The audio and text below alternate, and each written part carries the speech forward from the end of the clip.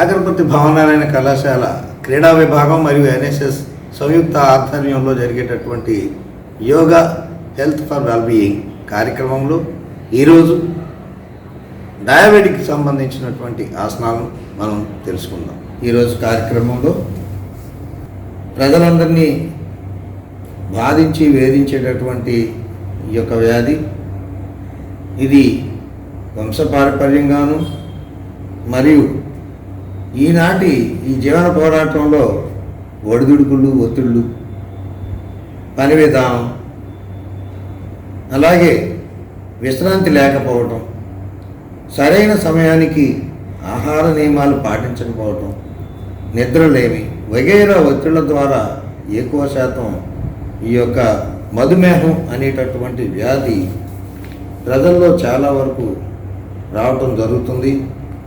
మరి దీనిని కంట్రోల్ చేసేందుకు పెరగకుండా మరియు రాకుండా రెండింటి కోసమని మా ఈ ప్రయత్నం.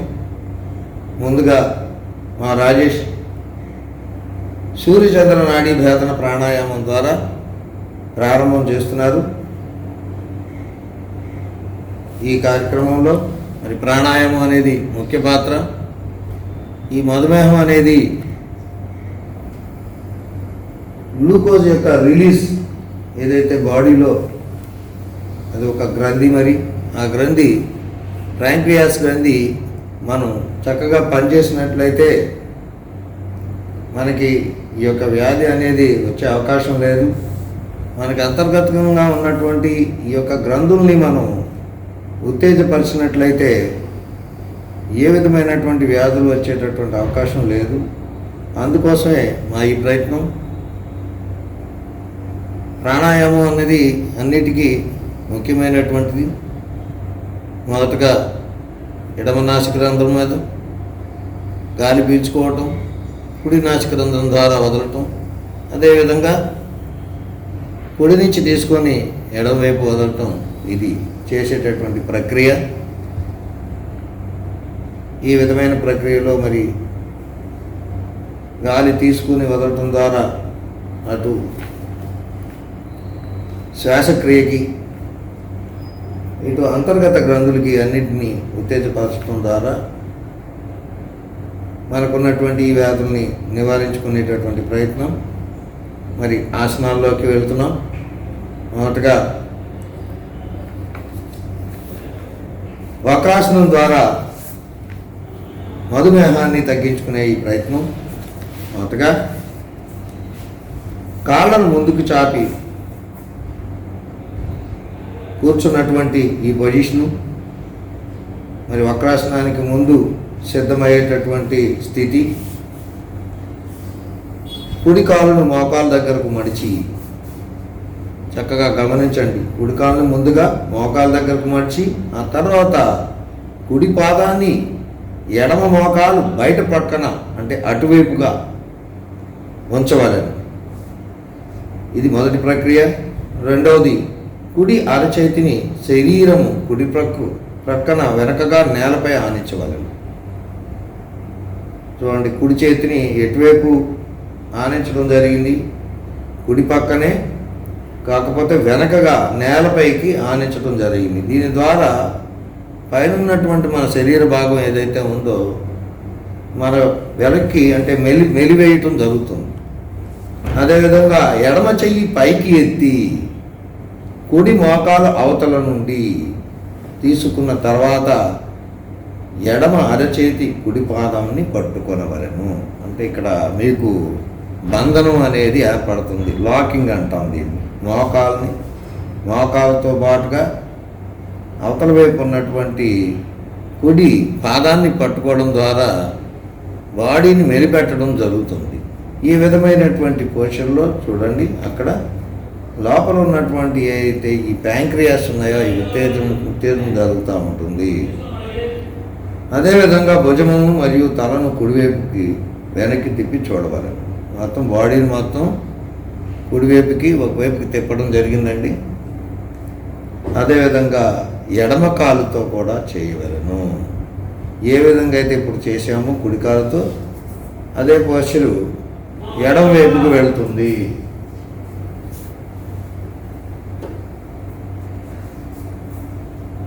సేమ్ మరి కుడి కాలుతో మనం చేసాం ఇందాక, ఇప్పుడు ఎడమ కాలుతో చేయడం జరుగుతుంది.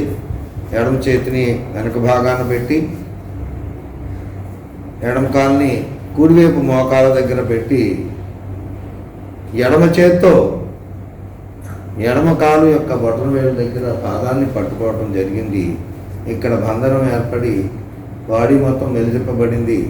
రెండు వైపులా ఆ విధంగా తిప్పటం ద్వారా లోపల ఉన్నటువంటి అంతర్గత అవయవాలకి ఉత్తేజం కలుగుతుంది.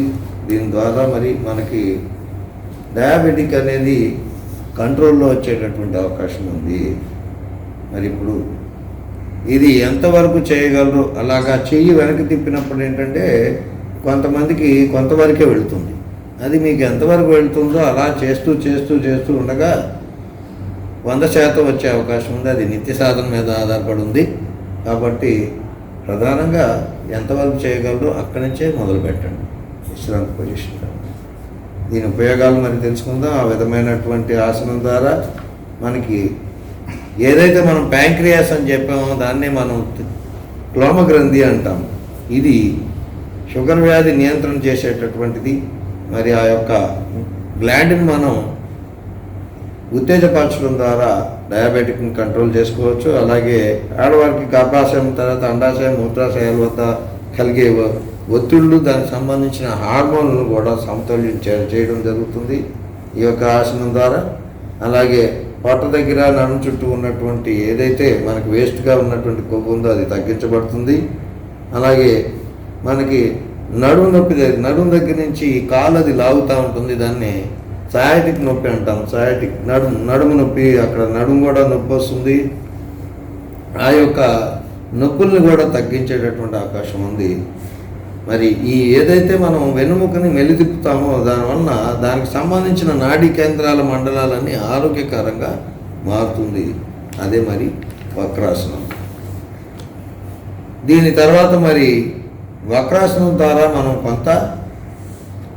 మనం ఉత్తేజపరుచుకున్నట్లయితే పశ్చిమోత్తాసనం ద్వారా కూడా మనం దీన్ని సాధించవచ్చు. ఇప్పుడు పశ్చిమోత్తాసనం చేయబడుతుంది.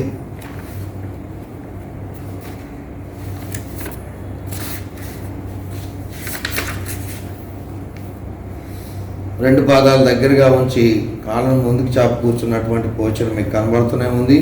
అలాగే శ్వాస పీలుస్తూ రెండు చేతులను తలపైకి తీసుకువచ్చి ఉంచాలి. చూడండి, శ్వాస తీసుకుంటూ రెండు చేతులను ఎలా పైకెత్తారు. శ్వాస వదులుతూ పొట్ట, ఛాతీ మరియు ముఖము సమాన వరుసలో కాళ్ళకు తగిలించే ప్రయత్నం చేయాలి. ఇది చేసేటప్పుడు కొంతమందికి కిందకి వంగదండి.